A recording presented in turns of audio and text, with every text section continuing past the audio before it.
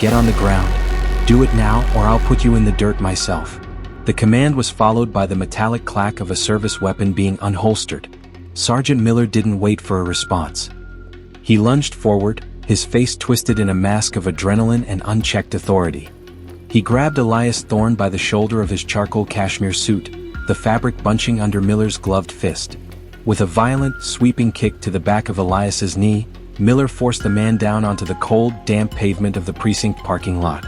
"I'm here for the scheduled security audit, Sergeant," Elias said, his voice a low, vibrating hum of discipline. He didn't struggle. He didn't shout. Even with his face pressed against the asphalt, his composure was a weapon. "You're here because you're a trespasser in a restricted zone," Miller hissed, leaning his full weight into Elias's back. He didn't just detain him, he humiliated him. Miller reached down and ripped the security badge from Elias's lapel, tossing it into a nearby puddle. "I don't care what fake ID you're carrying. People like you don't audit my department. You're lucky I don't just clear my holster right now." Around them, the precinct's classic brick architecture loomed, lit by the flickering glow of a faulty street lamp. A group of junior officers stood by the entrance, their faces sharp and clear under the station's entrance lights. One, a woman in a bright navy uniform, looked away in discomfort. Another, a deputy in a tan tactical vest, smirked and adjusted his belt. They were witnesses to a standard detention, or so they thought. "Thanks for the support. We couldn't do this without you. Subscribe for free to help us keep bringing you more stories.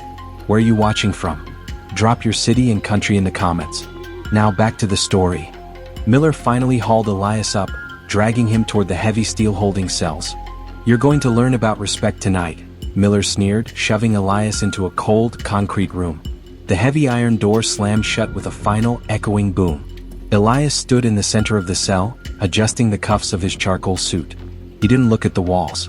He looked at the high-angle security camera in the corner, the one he had installed 3 months ago as part of the new federal oversight contract. He tapped a hidden transmitter on his watch. "Code Alpha 6, Elias whispered. "The feed is live. Routed directly to the Oversight Committee at the Pentagon.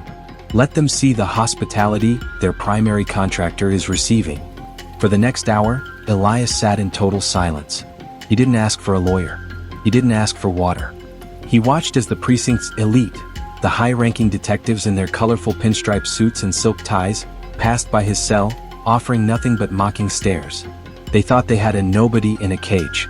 They didn't realize they were being watched by the highest levels of the Department of Defense.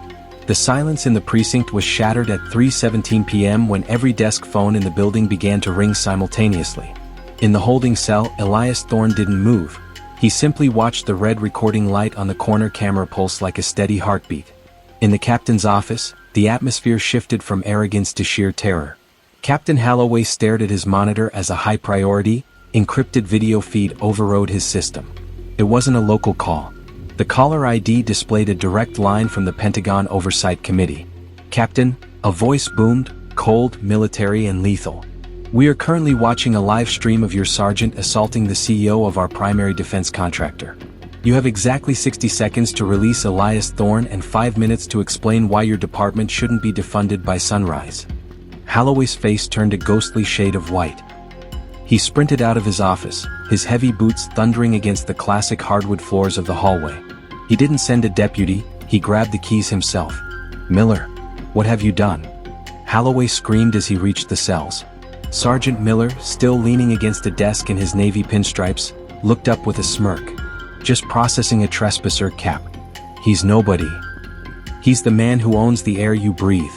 Holloway roared, shoving the cell door open. He looked at Elias, his voice trembling.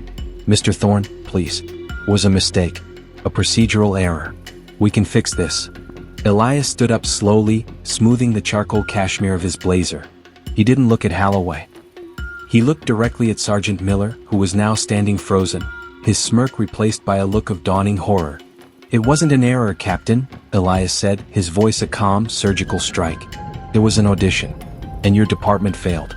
Clause 8.3 of the Federal Oversight Contract, which I drafted, states that any physical assault or violation of civil rights by the law enforcement body against a contractor results in the immediate and total revocation of all tactical funding." Elias pulled his gold-plated phone from his pocket and tapped a single command. "The bridge is cut." The 2026 tactical budget for this precinct is now zero. The impact was instantaneous. Around the room, detectives in their colorful emerald and burgundy blazers stared at their tablets as the precinct's procurement accounts flatlined. The order for new cruisers, the digital evidence servers, the payroll for the special task force.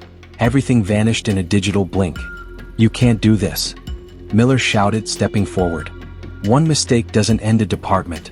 "It wasn't just a mistake, Sergeant," Elias said, walking toward him until they were chest to chest. "It was an assault on a veteran who spent 20 years defending the rights you just trampled. You thought you were the gatekeeper of justice. But you're just a man who lost his job because he couldn't control his ego." Elias walked out of the precinct, the heavy brass doors swinging shut behind him. Behind him, the building was a scene of total chaos. Captain Holloway was already stripping Miller of his badge. The federal grants were being clawed back. By midnight, the precinct's doors would be locked, the staff reassigned, and the building's history erased. As Elias reached his car, he paused under the glow of the station's crystal chandelier in the lobby one last time. He didn't look back with anger. He looked back with the quiet satisfaction of a man who knew that respect isn't requested, it's required. Because power doesn't need to roar. It just needs to walk away. If you believe that those in power should be the first to follow the law, like this video and share it. Tell us in the comments, what would you have said to Miller in that cell? Subscribe now for more stories of unstoppable dignity and the true price of arrogance.